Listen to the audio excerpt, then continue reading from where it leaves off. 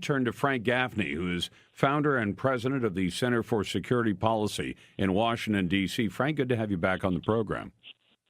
Thank you, Lars. Great to be with you. You know, one of the frustrations I've got about this current government shutdown, I don't mind that a quarter of the government shut down or that the president is sticking by his guns on the border issue, on the wall, and on illegal aliens. But it makes me think that while it's shut down and everybody is preoccupied with tracking what the Congress isn't doing and the president's attempts to negotiate with the Democrats and their absolute refusal to negotiate, that while all that's happening, there are a lot of other issues that involve American national security that are kind of going by the wayside, or they're certainly not getting much public attention right now. What's your take? Well, I think on a good day, Lars, a lot of things that go on around the world that have real implications for our security are being neglected.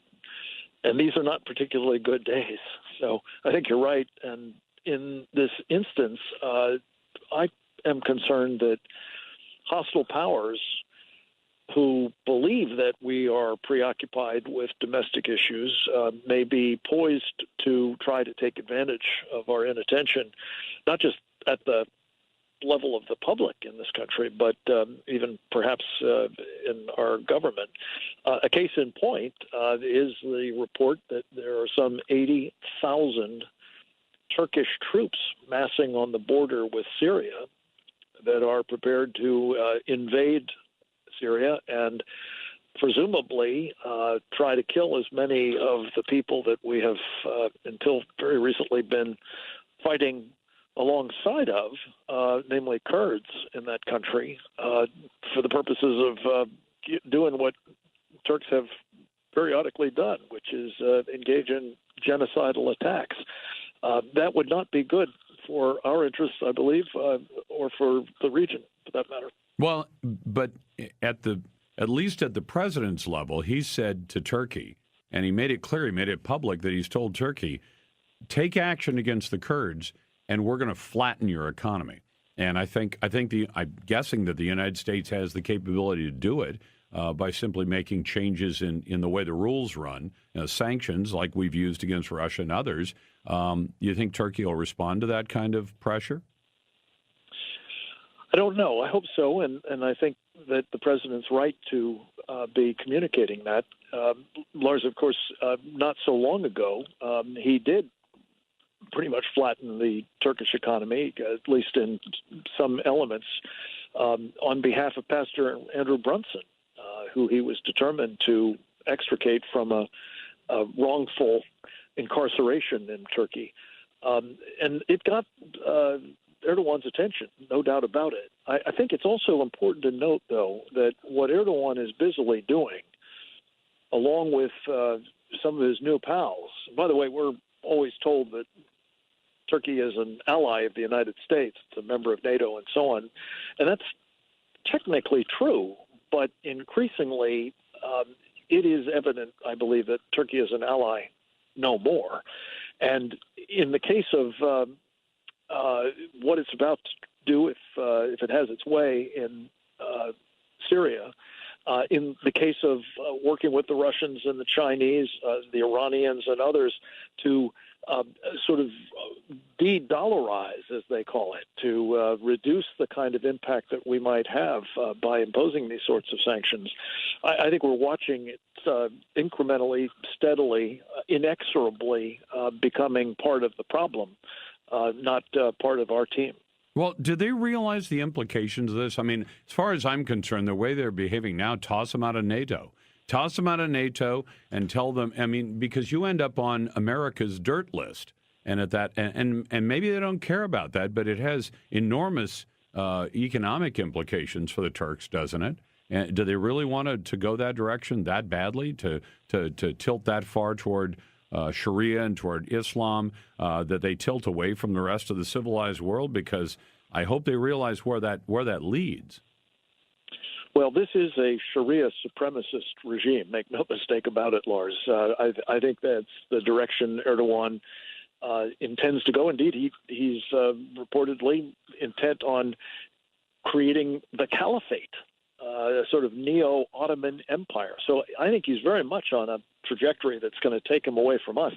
The trouble is, and this is, again, one of those things most of us don't have any appreciation for, there is no mechanism for removing somebody who is a member of NATO from the alliance. What? How can you have an alliance that you can't quit or kick somebody out of?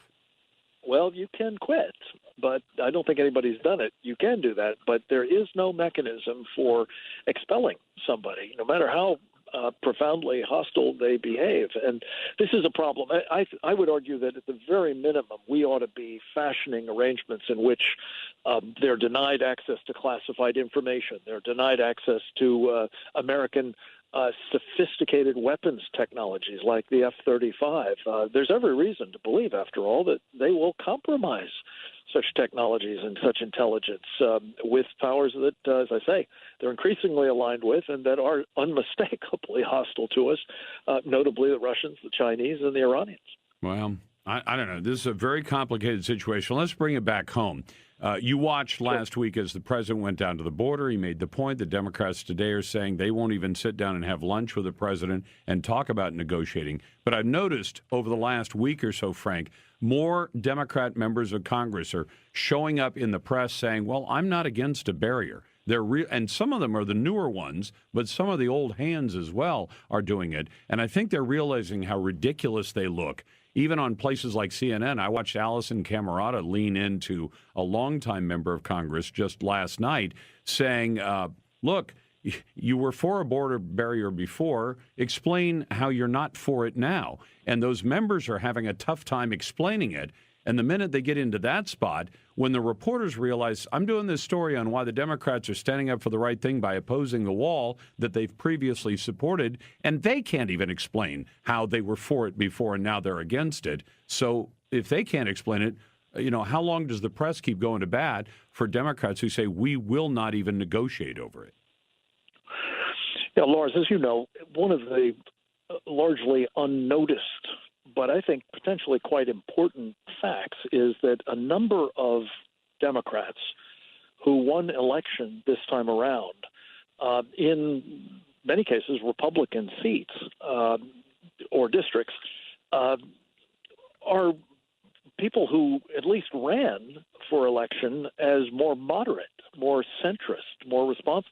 Some of them citing their service in uniform or their service in the intelligence community or elsewhere in, the Homeland Security Department, for example. These are people who I think it may well be possible to pull into this program, as you say, on the basis that it just makes common sense. And I think increasingly it's evident Americans recognize that notwithstanding what the Democrats are saying, all of the excuses, all of the other nonsense, it is the nature of things that we need a secure border. Yep. And by the way, I talked to the mayor, David Rubin from Shiloh, Israel today.